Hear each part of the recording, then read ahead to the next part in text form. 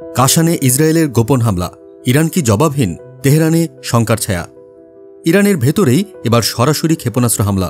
আজ সকালে ইরানের ইস্ফাহান প্রদেশের কাশান শহরের একটি নিরাপত্তা চেকপয়েন্টে আঘাত হানে ইসরায়েলি ক্ষেপণাস্ত্র। প্রাণ হারিয়েছেন অন্তত ৩ জন, আহত হয়েছেন আরও ৪ জন। এই তথ্য নিশ্চিত করেছে দেশটির মেহের সংবাদ সংস্থা ইস্ফাহানের গভর্নরের ডেপুটি সিকিউরিটি অফিসার আকবর সালেহির বরাতে।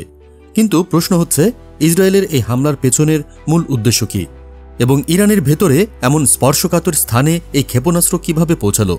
তথ্য বলছে এটি কোনো সাধারণ হামলা নয়। ইস্ফাহান প্রদেশ কেবল কৌশলগতভাবে গুরুত্বপূর্ণ নয়, বরং এখানেই ইরানের বহু সামরিক গবেষণা কেন্দ্র এবং পারমাণবিক সুবিধা রয়েছে। ফলে ইসরায়েল কি ইচ্ছাকৃতভাবে ইরানের প্রতিরক্ষা স্তর ভেঙে তার গুরুত্বপূর্ণ অঞ্চলগুলোকেই টার্গেট করছে?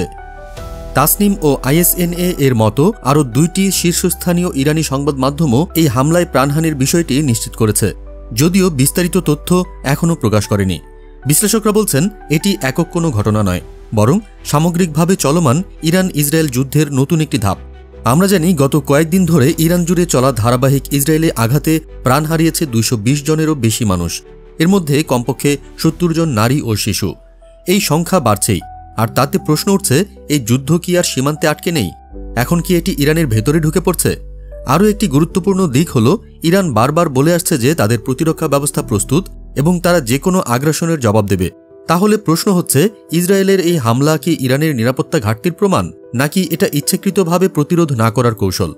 বিশ্ব এখন তাকিয়ে আছে এই বোমা বিনিময়ের শেষ কোথায়।